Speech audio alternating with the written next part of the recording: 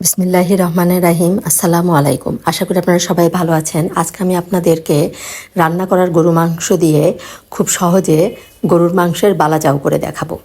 এখানে আমি রান্না করা কয়েক পিস গরুর মাংস নিয়েছি। একদম তেল ছাড়া মাংসগুলো এখানে নিতে হবে, সলিড মাংসগুলো নিয়েছি আমি। এখন এই মাংসগুলো আমি বটির সাহায্যে একদম ঝুরি ঝুরি করে নিয়েছি। আর এখানে 5টা পেঁয়াজ কুচি করে নিয়েছি, আর একটা বড় রসুন কুচি করে নিয়েছি, আর নিয়েছি 7-8টার মতো শুকনা মরিচ।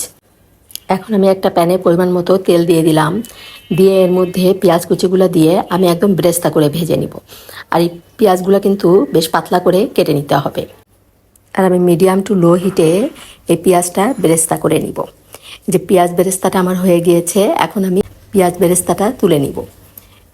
পেঁয়াজ বেরেস্তাটা তুলে রেখে আমি এখন রসুনগুলো ঠিক সেমভাবেই ভেজে নিব।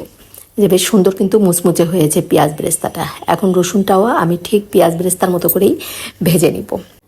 এভাবে রান্না করা মাংস থাকলে কয়েক পিস মাংস তুলে কিন্তু আমরা খুব সহজে এভাবে মাংসের বালাচাও করে ফেলতে পারি।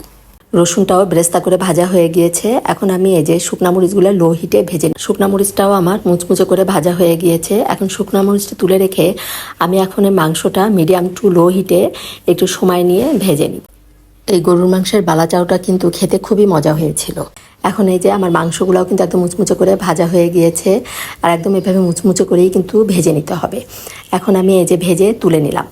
আমি যেহেতু মাংসগুলো আগেই যে ঝুরি করে কেটে নিয়েছি, এই জন্য কিন্তু ব্লেন্ড করার দরকার নেই। আর যদি আপনারা টুকরো মাংসগুলো ভেজে নেন তাহলে কিন্তু ব্লেন্ড করে ঝুরি করে নিতে হবে। আর এখানে মরিচটা আমি হাতের সাহায্যে ভেঙে নিয়েছি। এখন এই যে মরিচগুলো আমি দিয়ে দিলাম, সব একটু ঠান্ডা করে নিয়ে তারপর এভাবে সব একসাথে মিশিয়ে নিতে হবে। আপনার যদি কোনো কিছু খেতে না ইচ্ছা করে, শুধু এই বালাচাও দিয়ে একটু গরম ভাতের সাথে খেয়ে নেবেন, দেখবেন খুবই মজা লাগবে। এই যে আমার বালাচাওটা কিন্তু সব একসাথে ভালো করে মাখানো হয়ে গিয়েছে, আর সব কিছু কিন্তু খুব সুন্দর মুচমুচে হয়েছে। এখন আমি একটা পরিষ্কার কাচের বয়মে এই বালাচাওটা তুলে রাখবো। এভাবে কিন্তু আপনারা অনেক দিন পর্যন্ত নর্মাল ফ্রিজে রেখেও সংরক্ষণ করতে পারেন, আবার বাইরে রেখেও কিন্তু আপনারা অনেক দিন পর্যন্ত খেতে পারবেন। এই গরুর মাংসের বালাচাও রেসিপিটা আপনাদের কাছে কেমন লাগলো অবশ্যই কমেন্ট করে জানাবেন। ভালো লাগলে অবশ্যই আপনারা আমাকে একটা লাইক দিবেন। আর যারা এখনও আমার চ্যানেলটি সাবস্ক্রাইব করেননি, অবশ্যই সাবস্ক্রাইব করে আমাকে এগিয়ে যেতে সহযোগিতা করবেন। এখন আমি কিছুটা বালাচাও ভর্তা করব এখানে। এই জন্য একটা পেঁয়াজ কুচি নিয়েছি, 2টা কাঁচামরিচ, আর কিছুটা নিয়েছি ধনিয়া পাতা। এর মধ্যে 1/2 চামচ লবণ আর 1/2 চামচ পরিমাণ সরিষার তেল দিয়ে ভালো করে মাখিয়ে নিব। ভালো করে মাখিয়ে নিয়ে এর সাথে বালাচাওটা মাখিয়ে নিতে হবে।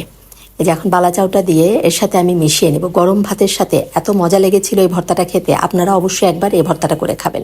এই যে আমি সব একসাথে মিশিয়ে নিলাম। এখন এর মধ্যে একটু দিয়ে দিব আমি লেবুর রস। এই লেবুর রস দেওয়াতে এর স্বাদটা আরও বেড়ে যাবে। এভাবে রান্না করার গরুর মাংস দিয়ে একবার আপনারা বালাচাও বানিয়ে খাবেন, খুবই ভালো লাগবে এই ভর্তাটা খেতে। ধন্যবাদ সবাইকে, সবাই ভালো থাকবেন। আল্লাহ হাফেজ।